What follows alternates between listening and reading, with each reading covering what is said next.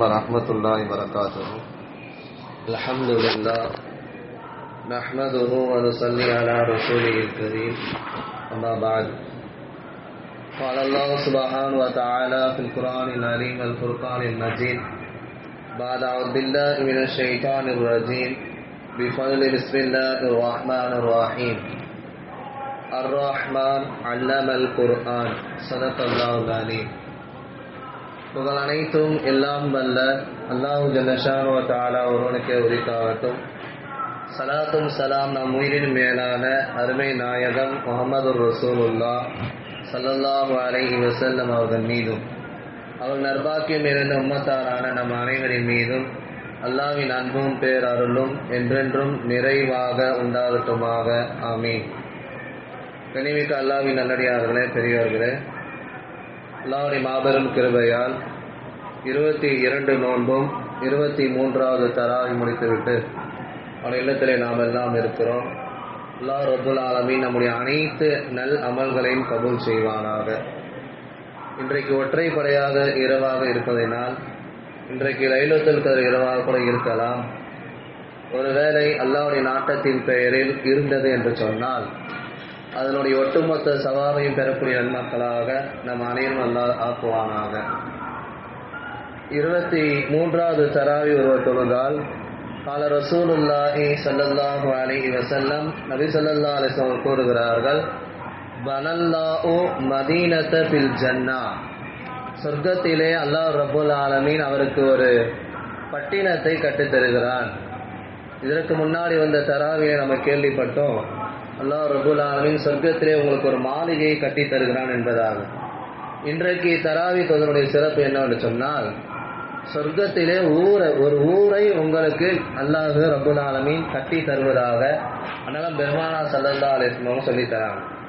நிறைய சிறப்புகள் நம்ம பார்த்துக்கிட்டே வரோம். சொர்க்கத்தில் இப்போ பள்ளிவாசல் கட்டுமான பணிக்காண்டி ஏதாவது செங்கல் சிமெண்ட் ஏதாவது வாங்கி கொடுத்தா அவங்களுக்கும் நாளைக்கு ஒரு மாளிகை கட்டப்படும். நிறைய ஹதீஸ்களில் உங்களுக்கு சொர்க்கத்தில் ஒரு மாளிகை கட்டப்படும், ஒரு ஊர் கட்டப்படும் அப்படிலாம் வருதா இல்லையா?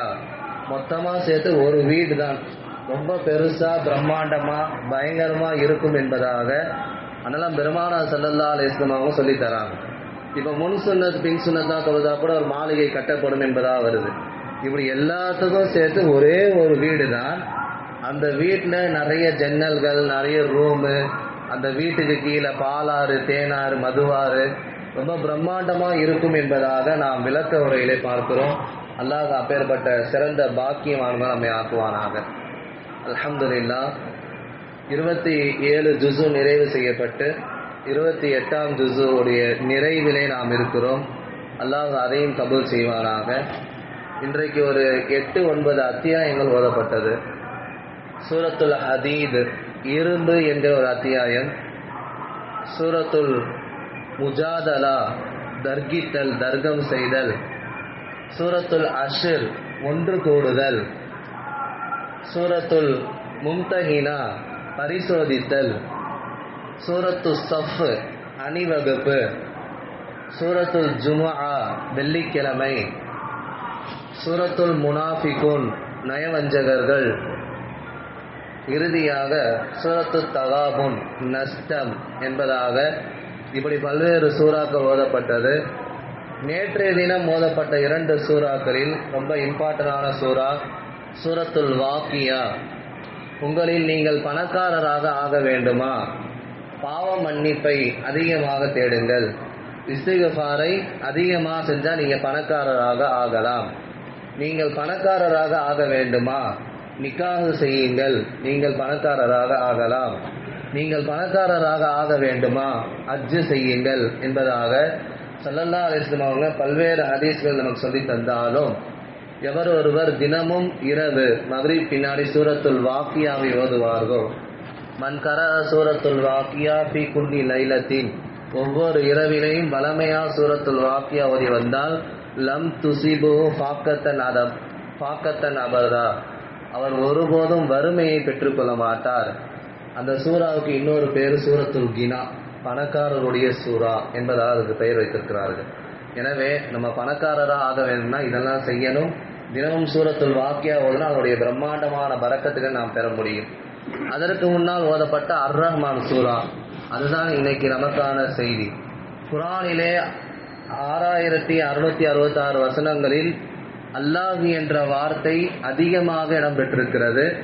அதற்கு அடுத்தாற்போல் வரக்கூடிய வார்த்தை அர் ரஹ்மான், அளவற்ற அருளாளன் என்கிற இந்த வார்த்தை. கிட்டத்தட்ட குர்ஆன்ல 51 இடங்கள் அல்லாஹ் அர் ரஹ்மான் சொல்லிக்கொண்டே வருவான். அர் ரஹ்மான் ஒரு சூறாவை இறக்கி வைத்திருக்கிறான். பேராற்றல் உடையவன், பெரும் கிருபை உடையவன் அல்லாஹ் ரப்புல் ஆலமீன். சூரா மரியம் என்கிற அந்த அத்தியாயத்திலே 16 இடத்துல அர் ரஹ்மான் என்கிற அந்த வார்த்தை வருகிறது.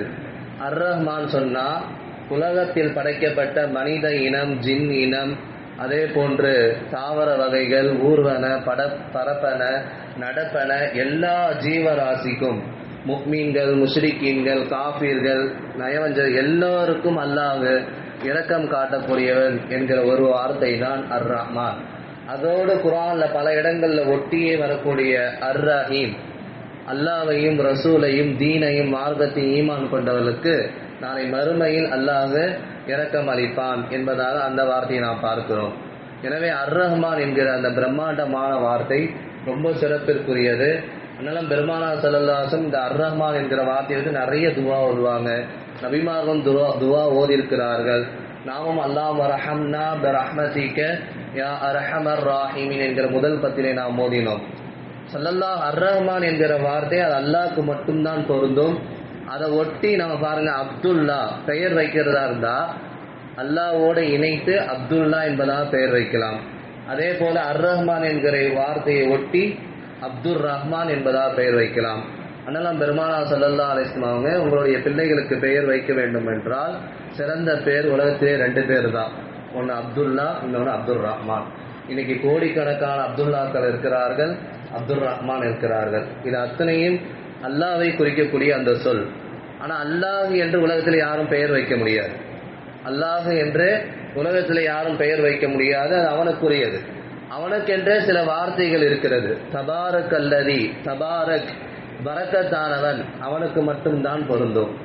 அதே போல சுபஹான் அல்லாஹி, சுபஹான் அல்லாஹி, சுபஹான் அல்லாஹி வபிஹம்தி, இந்த வார்த்தை அவனுக்கு மட்டும்தான் பொருந்தும்.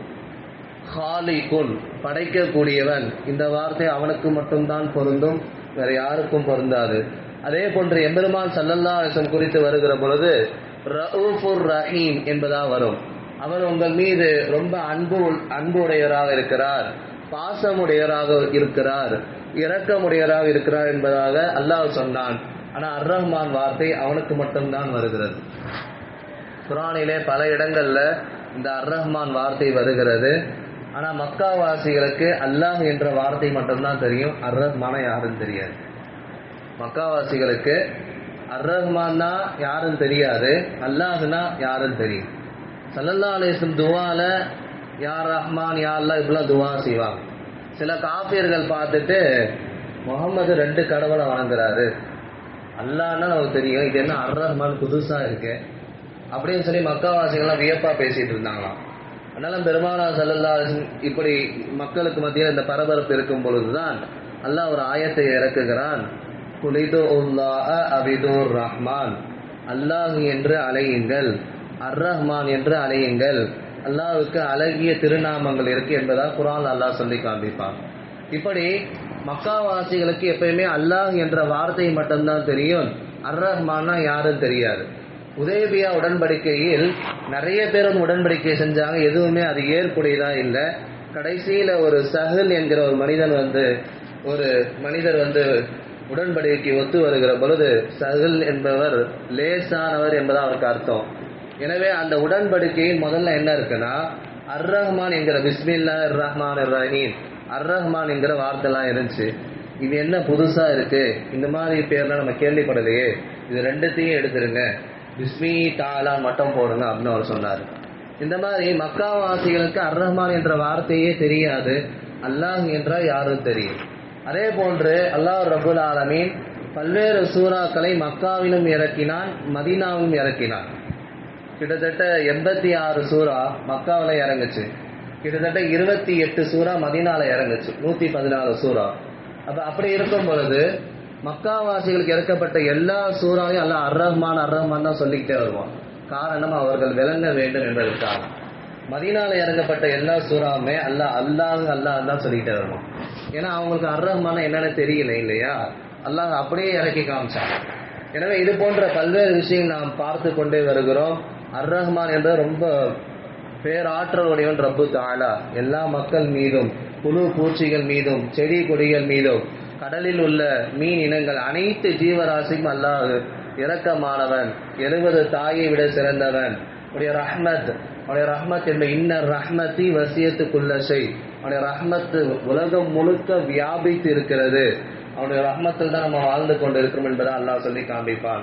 அதே போல இன்ன ரஹ்மத்தி கலபத் கலபி, ரஹ்மத் இருக்கிறது அது கோபத்தை விட அல்லாஹ் சொல்லுகிறான். அதனால பெருமானா ஸல்லல்லாஹு அலைஹி வஸல்லம் சொல்றாங்க, அல்லாஹ்வுடைய கோபத்தை விட அவனுடைய ரஹ்மத் மிகைத்து விட்டது என்பதாக சொல்வார்கள்.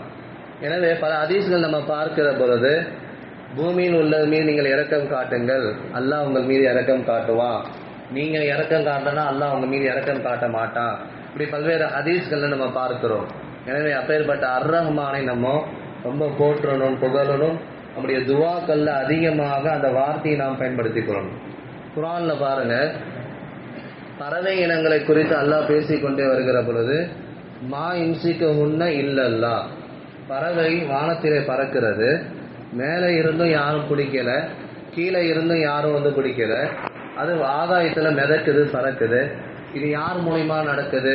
மா இம்சிக்குஹுன்ன இல்லல்லா, அல்லாஹ் தான் அதை பறக்க வைக்கிறான், அவனுடைய பிடியில் தான் அது பறக்கிறது என்பதாக குர்ஆன்ல ஒரு இடத்துல அல்லாஹ் சொல்லி காண்பிப்பான். அதே போல அதே பறவை விஷயங்களை குறித்து பேசிக்கொண்டே வருகிற பொழுது சூரத்து தபாரக் முல்கு சூறால அல்லாஹ் சொல்வான், மா இம்சிக்குஹுன்ன இல்லர் ரஹ்மான், ரஹ்மானை தவிர அந்த பறவையை யாரும் அது பறக்க வைக்கல. அப்போ ஒரு இடத்துல அல்லாஹ் என்பதா அல்லாஹ் சொல்லி காண்பிக்கிறான், அதே அல்லாஹ் ரஹ்மான் என்கிற வார்த்தையும் சொல்லி காண்பிக்கிறான். பொதுவா பறவையை பறக்க வைக்கிறதே அல்லாஹ் தான். அதுக்கு மேல ஒரு பிடிப்பும் இல்லை, கீழே ஒரு எந்த பிடிப்பும் இல்லை. அப்படி மிகப்பெரிய ஒரு குதிரை. அர்-ரஹ்மான் சூரா பெரும் பெரும் நோய்க்கெல்லாம் அது ஷிஃபா. அதிலே சொர்க்கத்தினுடைய விஷயங்கள் பேசப்படுது, மறுமையினுடைய விஷயங்கள் பேசப்படுது. 2 அருட்கொடைகளை கொடுத்து எதனை நீங்கள் பொய்யாக்குவீர்கள் என்று அல்லாஹ் கேட்டுக்கொண்டே வருவான். ரபி ஐ ஆலாஇ ரப்பிக்குமா துகதிபான். கிட்டத்தட்ட 31 ஆயத்து இது மட்டுமே வரும். சில பேர் நினைப்பாங்க, சில சூறாக்கள் அதற்கு ஓதன மாதிரியே ஓதிக்கிட்டே இருக்காரு, ஓதுற ஆயத்தே ஓதிக்கிட்டே இருக்காரு, திரும்ப திரும்ப அல்லாஹ் அதை தான் சொல்றான். 2 விஷயத்தை பத்தி அல்லாஹ் பேசுவான். ரபி ஐ ஆலாஇ ரப்பிக்குமா துகதிபான், எனவே என்னுடைய அருட்கொடைகளை நீங்க எதை பொய்யாக்க முடியும் அப்படி அல்லாஹ்வை கேள்வி கேட்கிறான். திருப்பி 2 விஷயத்தை பேசுவான், திருப்பி ரபி ஐ ஆலாஇ ரப்பிக்குமா துகதிபான். இப்படி பல சூறாக்கள்ல வந்த வார்த்தையே மறுபடி வரும். அப்ப இந்த மாதிரி விஷயங்கள் நம்ம விளங்கணும். அதே போல அர்-ரஹ்மான் சூறாவை நிறைய ஓத வேண்டும். குர்ஆனுடைய மாப்பிள்ளை அது. வாக்கியா சூறாவை தினம் ஓத வேண்டும், வறுமை நீங்கிவிடும். எனவே எல்லாம் அல்லாஹ் ஜல்ல ஷானஹு தஆலா இந்த ஒட்டுமொத்த பரக்கத்தையும் ரஹ்மத்தையும் விளங்கி அமல் செய்யக்கூடிய மக்களாக நம் அனைவரும் ஆக்குவானாக. ஆமீன். வாஹிரு தாவானா அல்ஹம்துலில்லாஹி ரப்பில் ஆலமீன். நோன்பு வைக்கும் நியத் நவைத்து சௌமகதின் அன் அதாஇ ஃபர்லி ரமலானி ஹாதி சனதி இல்லாஹி தஆலா. இந்த வருடத்தின் ரமலான் மாதத்தின் ஃபர்லான நோன்பை அதாவாக நாளை பிடிக்க நியத் செய்கிறேன், அல்லாஹ்விற்காக வேண்டி. ஆமீன். ஸல்லல்லாஹு அலா முஹம்மத் ஸல்லல்லாஹு அலைஹி வஸல்லம். ஸல்லல்லாஹு அலா முஹம்மத் ஸல்லல்லாஹு அலைஹி வஸல்லம். ஸல்லல்லாஹு அலா முஹம்மத் யா ரப்பி ஸல்லி வஸல்லி. கியாமுல் லைல் தொழுகை இன்னைக்கும் நடைபெறும். கிட்டத்தட்ட 9 ஜுஸு நிறைவாயிருச்சு. இன்ஷா அல்லாஹ் ஜமாஅத்துல் அனைவரும் கலந்து கொள்ளும்.